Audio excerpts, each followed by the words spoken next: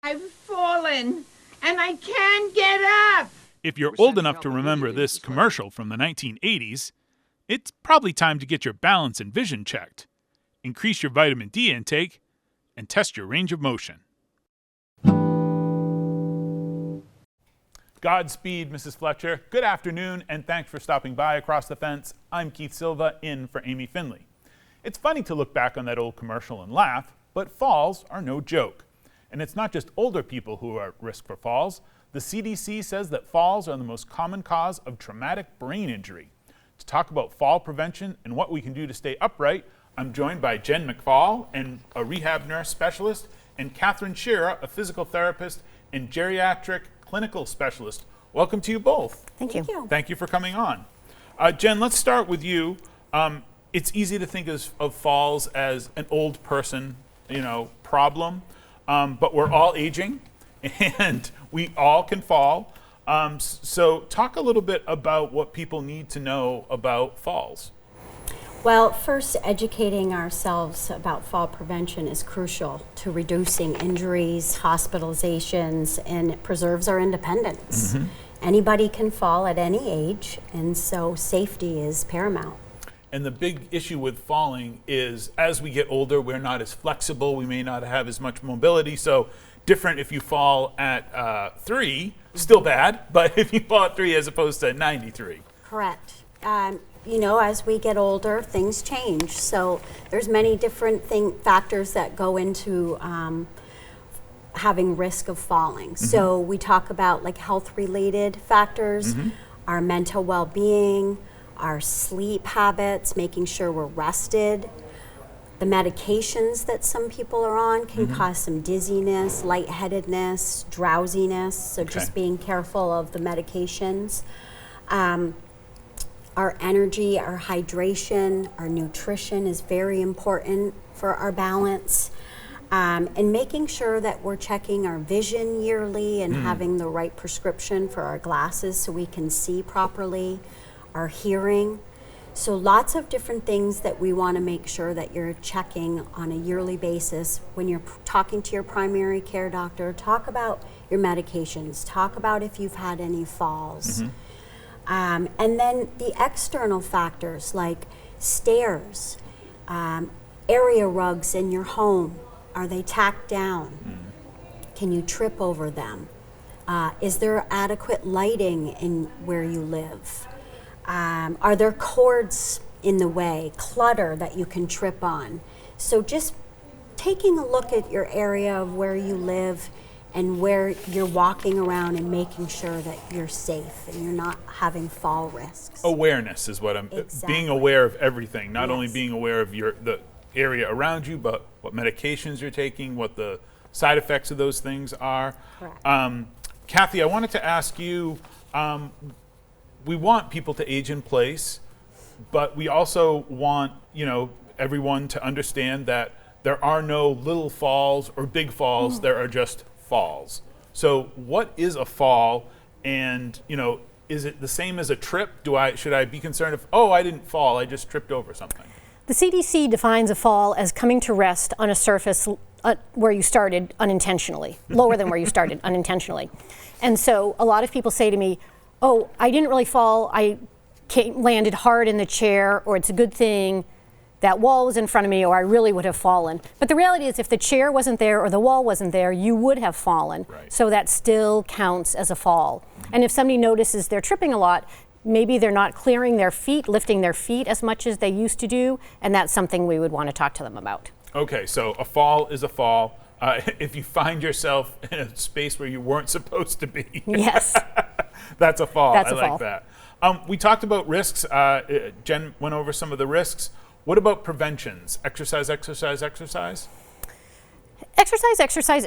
There's more and more data about that. There's all the things that Jen talked about, making sure your eyes are checked, your house is free of clutter. But exercise is so important for keeping you mobile. And we're going to give a demonstration, or you're going to give a demonstration of some of those exercises in a minute.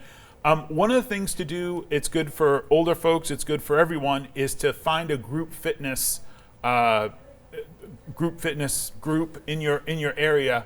Why is group fitness so important? Oh, I'm a big fan of group fitness programs, and I think they're very important not only because of the exercise, but because of the socialization. There was just a new big study that talked about the importance of socialization for maintaining your cognitive function. It helps to interact with people who are outside of your home, and it really, engages you with your community.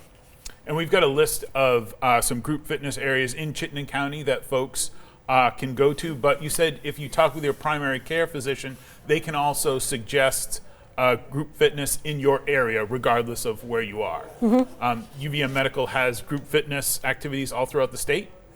Yes, and no, UVM has a program here in Chittenden County. Okay. There's bone builders across the state, and local rec departments are another great source of community exercise programs. Okay, and these are exercise programs where, it's group fitness, everyone's going to get together, and you're not going to be, it's not like going to the gym, right? It's not like going to the gym. Particularly with the rec programs and bone builders, it's people who are pretty much the same activity level that you are. There's people who are a little bit older, people who are a little younger, people more fit, less fit, but you will probably find a group that you fit in with well. Okay, and a lot of these programs, as you said, the extra benefit is that you've got camaraderie, you've got community, you're seeing other people in your community that are in the same boat, in the same physical fitness? Yes, and I also think it adds an element of structure. It's easy to say, oh, I didn't do my exercises today, I'll do something tomorrow. But if you know that you're going every Tuesday and Thursday at 10 a.m., because maybe your neighbor is picking you up to give you a ride, then that really builds on some good structure and consistency around your exercise, which is important to make progress. Always important with working out, too, is just half of it is just getting your sneakers out of the gym bag. Speaking of sneakers, I'm guessing that's a good place to start if you're going to be doing any sort of exercise in the home or outside of the home. Anything else we need to think about to get off on the right foot? I think about footwear when people are going outside in the winter, that make sure you have good boots, or even consider getting little anti-skid, studs like for your tire. Studs on your shoes. Yeah, spikes. Yep. And there's some elastic ones that you can put on your boots and just leave them there, so you take them off when you go inside the house. But if you get the really small ones, they're still going to help make you safe, but you can even wear them in the grocery store. And Jen, I'm thinking about, I think if I learned anything from the beginning of our conversation, an extrinsic factor would be walkways, right? If people have slate, stones, they can be slippery with leaves or ice or whatever, and that's something that you want to make sure is cleared. And if you have the little studded shoes on, that would probably help as well. So that's something to think about when people are being aware, right? Absolutely. The uneven ground is a big one for falls. Uneven ground, Yeah. okay.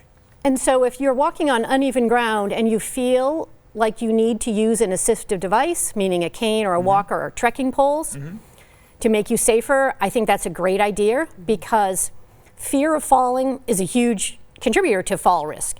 And so if using something like this makes you feel safer, it's worth it. Okay, so it just, don't be embarrassed. There's nothing to be embarrassed about. Use a cane, use a walker. Trekking poles are a great idea. Speaking of great ideas, you're going to demonstrate some exercises that people can do. Help us out. Where do you want to start? Here are 4 exercises that most people can do at home. If you're not sure about them, the first time you do it, have a family member watch you and make sure you're safe. Okay.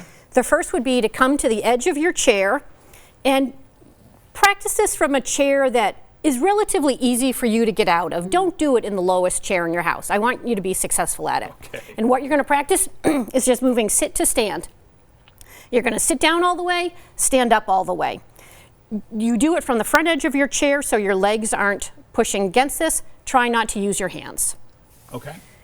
The second exercise is a counter push-up. So I'm going to come back here. Yep.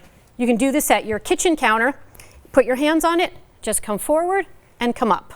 Just a standard push-up. Just a standard push-up, standing up. If the counter is too challenging, you can do it from a wall. Okay, okay. Also at the counter, but I'm coming around here, holding the counter, come up on your tiptoes and then back on your heels. So your feet are coming like this and like this. It's easy to go up on your tiptoes for most people, but I also encourage you to rock back on your heels, because this is going to help you with your balance, your weight shift going backwards, and your ankle mobility.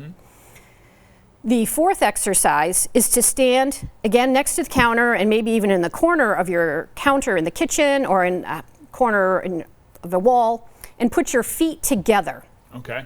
And that alone may be really challenging for some people. And so if you put your feet together, keep them together. If that's too easy, count to 10. If that's too easy, do that and turn your head at the same time. Okay. If that's too easy, try closing your eyes. Woo, that makes it even harder. But those are some variations on some 4 basic exercises. So it's sit to stand, Yep. a counter push-up, Yep. rising up on your toes and heels, Yep. and then challenging your balance by putting your feet together and turning your head. So just simply putting your feet together is an exercise Yep. to check your balance. Yep, that is very hard for some That's people. great to know. Okay. Okay. Jen, I wanted to ask, colder weather, I think that we were talking a little bit before we started taping, that a lot of folks don't even go out in the cold weather, regardless of where they go. So they're getting no exercise.